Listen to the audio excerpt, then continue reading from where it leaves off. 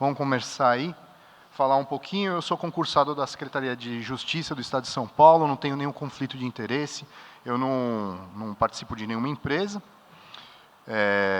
O que é o IMESC, só para vocês, uma pincelada, é um órgão, uma autarquia da Secretaria de Justiça do Estado de São Paulo.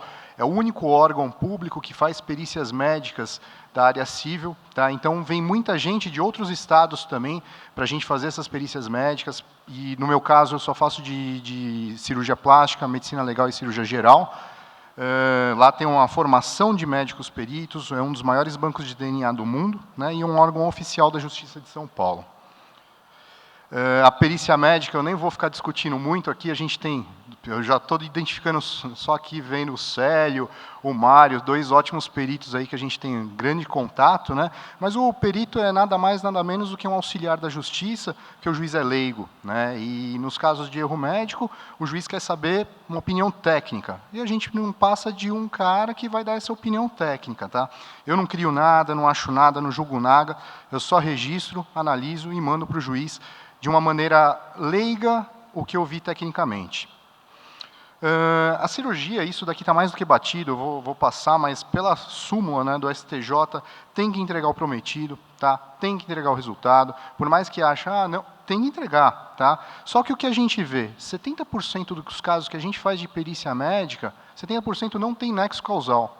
Aquela perícia não deveria estar lá. É aquele queloide que o paciente não gostou, é aquela, muitas vezes, a necrose que aconteceu, que a gente sabe que é complicação, mas acontece de ir e judicializar. Tá? Será que isso não foi porque, que nem o Marcão falou, de consulta inadequada, a comunicação inadequada? Na maioria dos casos, sim. Tá? A gente vê que, na maioria dos casos, foi uma consulta inadequada ou uma má comunicação com o paciente. Tá? Um outro caso que a gente está vendo muito, quando o nível socioeconômico cai, aumenta muito a má índole dos pacientes. Então, são pacientes que já chegam no seu consultório querendo processar o médico. São aqueles pacientes que muitas vezes estão gravando a consulta, são aqueles pacientes que tiram foto de tudo. Ficar esperto com esse tipo de paciente. E a expectativa é diferente da realidade, que é a maioria dos casos também, que é o famoso, poxa, doutor, o senhor postou a foto bonitona e eu fiquei com essa cicatriz enorme, que a gente vai ver mais para frente, que isso também, hoje na judicialização, é uma grande parcela dos casos. Tá? E em estatísticas, é até uma estatística que o Raul fez, hoje cerca de 30% dos cirurgiões plásticos estão sendo processados, e os que não estão, serão. Tá? Uma hora vai ter processo. Tá? E como nós vamos evitar esses processos? Não tem receita de bolo, óbvio, mas tem algumas coisas que são dicas básicas para a gente não se ferrar. Porque um processo, por mais que você esteja certo, um pouco de gasto você vai ter. E se não é um gasto de dinheiro, é um gasto de energia. Porque ter seu nome lá no ESAGE, para você procurar e estar seu nome lá como um demandado, é um saco. Eu tenho processo, eu sei como é que é, não é legal. Então, para todos aí, ficam algumas dicas aí que a gente vê, né, no nosso dia a dia. Tá? Consulta médica detalhada, explicando complicações possíveis, riscos possíveis. No site da Sociedade Brasileira de Cirurgia Plástica, para cada cirurgia tem todos os riscos. Nos seus consentimentos, coloquem isso. Tá? Modelos de fotos de complicações. O Mário está fazendo esse esqueminha dele de fotos de complicações. A Crisalix, que eu também não tenho nenhum conflito de interesse aí, depois eu vou mostrar um vídeo. Agora, ao invés de fazer somente a simulação do bonitão, do peitão, da rinoplastia, eles estão mostrando também as complicações. E isso é muito legal, porque chega no judiciário, já demonstra uma boa fé desse médico. Tá? E isso a gente vai mostrar também. O termo de consentimento de tudo que foi explicado, se tiver fotos, se tiver desenhos, se tiver esquemas, melhor ainda, porque não dá para o paciente falar que era hipossuficiente, que não sabia nada, sendo que tem um esquema ali, que tem a foto ali. Então, o paciente é um retardado de tudo? Não, lógico que não. Se tem a foto, o juiz não tem como falar, ele é hipossuficiente, ele não sabia os termos técnicos. Tá? Possível gravação de imagem, toda ou somente do aceite. O que quer dizer isso? Gravação mesmo da consulta, que pode ser via áudio ou via vídeo. Aí tem muito imbróglio que todo mundo fala, não pode. Pode sim, se tem os dois interlocutores, não há problema algum. Tá? E mostrar sempre fotos de complicações. Isso é o que eu estava falando do esqueminha da Crisalix, que mostra, além da simulação, as complicações, ripplings, necrose de areola, contratura capsular. Isso daí são coisas muito interessantes, porque os pacientes ficam sabendo das complicações. E, olha, esqueçam essa ideia de que vai afugentar o paciente do meu consultório, que não. Quanto mais você explica sobre complicações, sobre tudo que pode acontecer, mais esse paciente fica seguro e mais ele vai fechar a cirurgia com você. O atendimento pós-operatório tem que ser presencial, pessoal. Tem que ter números de telefones fáceis. É aquele paciente que está ligando, não tem jeito, é um saco. Todo mundo tem vida social, mas tem que atender. Ou ter alguém que esteja à disposição para isso. Para não chegar no processo judicial, eles colocarem tudo isso que tentaram contato e não conseguiram. Isso é ganho de causa, tá? Sempre estar disponível. Consulta de pós-operatórios com esclarecimentos. Esclarecer, deu a deiscência, explicar o que é a deiscência, explicar tudo o que está acontecendo e o que pode vir a acontecer, que pode vir uma infecção. Tudo isso é importantíssimo para o paciente saber, para não ter problema futuro, tá? E um guia de orientações por escrito. Isso eu faço em todas as minhas cirurgias, as orientações por escrito, tá? E eu deixo armazenado também a assinatura desse paciente, eu tiro foto de tudo. Então, o paciente tem um aceite que recebeu essas orientações por escrito também. Assessoria jurídica. Eu acho que, assim, hoje é inadmissível um médico, um cirurgião plástico, não ter algum tipo de assessoria jurídica. Porque qualquer tipo de processo que ele esteja envolvido vai gastar um dinheiro muito grande. Numa inicial aí, que você vai pagar um advogado, 10, 15, 20, 30 mil que você gasta. Então, assim, sai mais barato você ter uma assessoria jurídica do que depois, lá na frente, você ter que pagar o valor total, tá? Soluções amigáveis sempre que possível, por isso também da assessoria jurídica. Muitas vezes eu já homologuei um caso meu, judicialmente, e é um paciente que, para você, ele morreu. Às vezes, vale mais você realmente fazer um mau acordo do que entrar numa boa briga, porque uma boa briga hoje em cirurgia plástica demora um certo tempo e te desgasta demais, tá? Sempre conversar com cirurgiões, amigos cirurgiões, sobre o caso que você teve de complicação e sobre as queixas do paciente. Muitas vezes vem um paciente, está se queixando e você fala, esse caso está muito bem operado. Pega outros amigos, converse, vê o que acha, vê se muitas vezes tem que ser operado, muitas vezes tem que mudar alguma coisinha, e eu acho que isso é uma ideia muito boa, sempre ter um colega aí para estar conversando, tá? E não subestimar nenhum resultado, tá?